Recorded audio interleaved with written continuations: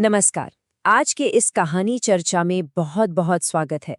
आज हम एक बहुत ही बेहतरीन और गहराई से जुड़ी कहानी पर बात करने वाले हैं।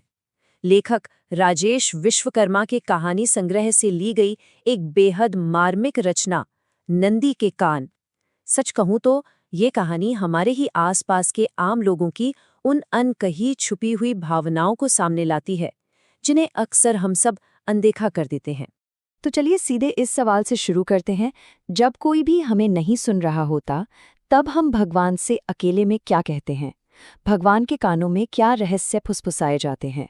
ये सवाल भले ही सुनने में थोड़ा अजीब लगे, लेकिन यकीन मानिए यही वो रहस्य है जिस पर हमारी आज की पूरी चर्चा टिकी है।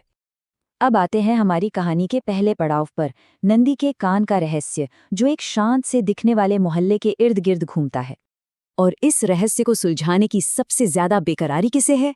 वो है चारू। गोल मटोल, हमेशा हंसने खिलने वाला और पूरे मोहल्ले की आंखों का तारा। दरअसल चारू हमारी कहानी का वो मासूम सा चश्मा है जिसके जरिए हम इस पूरी दुनिया को देखते हैं। उसका बस एक ही सवाल है, ताई आप नंदी के कान में आखिर क्या बोलती हो? और यही एक सवाल पूरी कहानी को आगे ले जाता है। अब कहानी को सही से समझने के लिए उस दौर के सांस्कृतिक माहौल को समझना बहुत जरूरी है। उस समय गुप्ताइन जैसी महिलाएं अपनी मर्जी से बस यूं ही घर से बाहर नहीं निकल सकती थीं। उन्हें एक आड़ यानी एक ढाल की जरूरत होती थी। और वो ढाल कौन था? हमारा छोटा सा चारू। मंदिर जाना हो या बाजार, बिना चारू को साथ लिए गुप्ताइन घर की दहलीज पार नहीं कर सकती थी। ये उस समय की सामाजिक बंदिशों की एक कड़वी सच्चाई थी। चलिए अब कहानी के दूसरे हिस्से की तरफ बढ़ते हैं, जहां हम एक नामहीन स्त्री के मशीनी जीवन को करीब से देखेंगे। यहाँ एक बहुत ही झकझोर देने वाली सच्चाई सामने आती है। समाज की नजरों में वो सिर्फ एक बनिए की पत्नी है, गुप्ताइन, जिसकी खुद की कोई पहचान नहीं है, कोई नाम नहीं है। लेकिन उसके भीतर आज भी तुहीना जिंदा है। तुहीना जो कभी पहाड़ों से बहने वाली किसी आजाद नदी की तरह चंचल थी। और उससे भी बड़ी बात, उसने आज भी अपने दिल के किसी कोने में अपने बचपन के प्यार शाम की यादों को छिपा रखा है। पहचान की यही कश्मकश इस कहानी की असली जान है। राजेश विश्वकर्मा जी ने इस कहानी में घरेलू महिलाओं की जिंदगी को एक ऐसे पुराने रिकॉर्ड प्लेयर की तरह बताया है जो बस एक ही जगह अटक गया है। मतलब सुबह उठो, पूजा करो, नाश्ता बनाओ, घर की साफ सफाई करो, पूरा दिन अकेले बैठकर इंतजार करो और फिर रात में बिना किसी इच्छा के पति की जरूरतें पूरी करो। बस यही है जिंदगी। कोई नयापन नहीं, कोई खुशी नहीं। अब हम उस हिस्से में प्रवेश कर रहे हैं जहां कहानी का मुख्य तनाव उभरता है, एक बेमेल और पूरी तरह से सुन्न हो चुका दाम्पत्य जीवन। इस कहानी में इस्तेमाल किया गया ये रूपक वाकई दिल को छू लेता है। लड़की का मतलब कांच का बर्तन, जिसे बस खूब संभाल के रखो और फिर बड़े प्यार से किसी और को सौंप दो।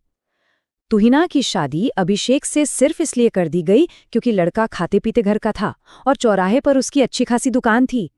किसी ने एक पल के लिए भी ये नहीं सोचा कि आखिर तुहिना खुद क्या चाहती है। उसे बस एक शोपीस की तरह दूसरे घर में सजाने के लिए विदा कर दिया गया। 10,000 रुपए! जी हाँ, सिर्फ 10,000। एक दिन जब तुहिना काम से बुरी तरह थककर सो गई और सुबह 2 घंटे लेट उठी, तो अभिषेक का रिएक्शन क्या था? उसने गुस्से में चिल्लाते हुए कहा कि उसके लेट उठने से दुकान का 10,000 रुपए का नुकसान हो गया है। ये छोटी सी घटना साफ दिखाती है कि अभिषेक के लिए अपनी पत्नी की सेहत या थकान से कहीं ज्यादा अहमियत उसके व्यापार और पैसों की थी। कहानी अब एक बहुत ही दर्दनाक मोड़ पर आती है। भाग 4, चाय की जलन और पीड़ा।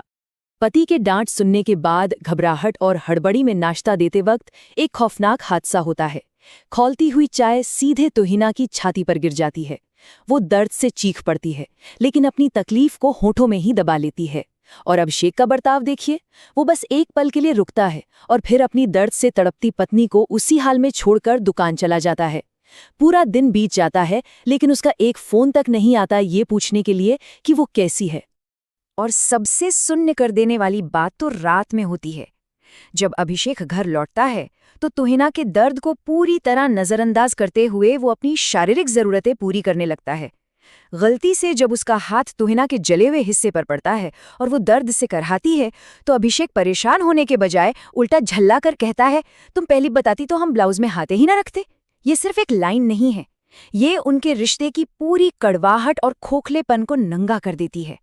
तुहिना मानो सिर्फ एक वस्तु बनकर रह गई थी। खैर, इस भारीपन से थोड़ा बाहर निकलते हैं और वापस चारू की दुनिया में चलते हैं। भाग 5, चारू का प्रयोग और वो सच जो सामने आने वाला है। अब आता है चारू का वो गजब का बाल सुलभ दिमाग। उसने अपना पुराना माचिस वाला टेलीफोन निकाला, 2 खाली डिब्बियां ली, उन्हें एक लंबी सुतली से बांधा और एक सिरा बड़ी चालाकी से नंदी महाराज की मूर्ति के पास छिपा दिया। दूसरा सिरा लेकर वो खुद दूर खड़ा हो गया। उसे पूरा यकीन था कि इस सोमवार जब ताई नंदी के कान में कुछ भी फुसफुसाएंगी तो वो सब सुन लेगा। और फिर सोमवार का दिन आ ही जाता है। तुहिना एक बहुत ही सुंदर गुलाबी रंग की साड़ी पहनकर मंदिर पहुंचती है। बाहर से देखने वाला कोई भी इंसान सपने में भी नहीं सोच सकता था कि इस सज धज और मुस्कान के पीछे कितना गहरा दुख, कितना अकेलापन और कैसी असहनीय जलन छिपी हुई है। वो धीरे धीरे नंदी की मूर्ति के करीब जाती है। और यहीं आता है इस कहानी का सबसे भावुक कर देने वाला पल। तुहिना ने नंदी के कान के पास मुंह रखा और रुंधे हुए गले से फुसफुसाकर कहा, प्रभु, अगला जन्म मेरे शाम के साथ करना मुझको। न कर सको तो मत जन्म देना, पर अगर जन्म दो तो मेरे शाम के साथ। ये थी उसकी जिंदगी की सबसे बड़ी, सबसे कड़वी सच्चाई। वो अधूरा प्यार और वो घुटन जो वो सालों से अपने सीने में दबाई जी रही थी।